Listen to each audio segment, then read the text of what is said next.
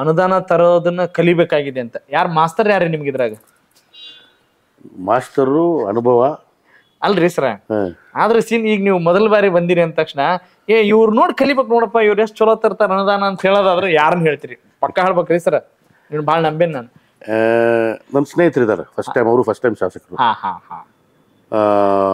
ಕಿತ್ತೂರು ಶಾಸಕರು, ಆಮೇಲೆ ಸೌದತ್ತಿ ಶಾಸಕರು, ವೈದ್ಯ ಮತ್ತು ಬಾಬಾ ಸಾಹೇಬ್ ಇವರು ಬಹಳ ನುರಿತು ಬಿಟ್ಟಾರ ಅದ್ರಲ್ಲಿ.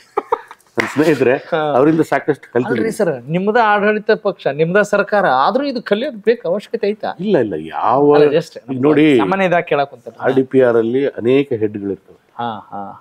ಇರಿಗೇಷನ್ ಅನೇಕ, ಯಾವ ಹೆಡ್ ಅಲ್ಲಿ ದುಡ್ಡು ಕೇಳ್ಬೇಕಂತಾನೆ ಗೊತ್ತಾಗೋದಿಲ್ಲ. ಕರೆಕ್ಟ್. ಆ ಹೆಡ್ಗಳನ್ನ ಅರ್ಥ ಮಾಡ್ಕೋಬೇಕು. ಈ ಹೆಡ್ ಅಲ್ಲಿ ಇದಕ್ಕೆ ಅನುದಾನ ಇದೆ, ಈ ಹೆಡ್ ಅಲ್ಲಿ ಇದಕ್ಕೆ ಅನುದಾನ ಇದೆ ಅನ್ನೋದನ್ನ ನಾವು ಕಲಿಬೇಕಾಗುತ್ತೆ. ನನ್ನ ತಂದೆ ನಾನು ಯಾವತ್ತೂ ರಾಜಕೀಯದಲ್ಲಿ ಇನ್ವಾಲ್ವ್ ಮಾಡ್ಕೊಳ್ಳಿಲ್ಲ. ಹೌದ್ರಿ? ರಾಜಕೀಯದಿಂದ ಹೊರಗೆ ಇಟ್ಟಿದ್ರು ನನ್ನ. ಯಾವ ಕಾರಣಕ್ಕೆ ಸರ್? ಅವ್ರಿಗೆ ಒಂದೇ ಕುಟುಂಬದಲ್ಲಿ ಇಬ್ಬರು ರಾಜಕಾರಣದಲ್ಲಿ ಇರಬಾರ್ದು ಅನ್ನೋ ಮನಸ್ಥಿತಿ ಅವರು. ನಿನಗೆ ನಾನು ರಾಜಕೀಯದಲ್ಲಿರೋರ್ಗು ನಿಮಗೆ ಯಾವುದೇ ಎಲೆಕ್ಷನ್ಗೂ ನಿಲ್ಲಕ್ಕೆ, ನಾನು ZP ಎಲೆಕ್ಷನ್ ನಿಲ್ತೀನಿ ಅಂತ ಹೋಗಿದ್ದೆ ಒಂದು 15 ವರ್ಷ ಹಿಂದೆ. ನನ್ಗೆ ZP ಟಿಕೆಟ್ ಕೊಡ್ರಿ ಅಂತೇಳಿ.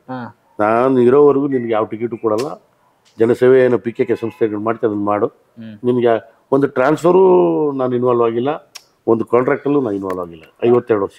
ಯಾವ ಇನ್ಫ್ಲೂಯೆನ್ಸ್ ಅಲ್ಲಿ ಏನು ನಡೆಯಲ್ಲ, ನಡೆಸಿಲ್ಲ. ಇಲ್ಲ ನಡೆಸಿಲ್ಲ. ಹಿಂಗಾಗಿ ನಾನು ಒಬ್ಬ ಹೊಸ ಶಾಸಕನಂತೆ ಈಗೆಲ್ಲ ಕಲಿಬೇಕಾಗಿತ್ತು. ಇಲ್ಲ ಸರ್, ದಟ್ಸ್ ಯುವರ್ ಹೈನೆಸ್ ಅಂತೀನಿ ನಾನು.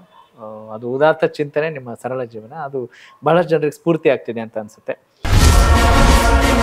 ಕನೆಕ್ಟ್ ಕರ್ನಾಟಕ, ಇದು ನಿಮ್ಮ ನೆಟ್ವರ್ಕ್.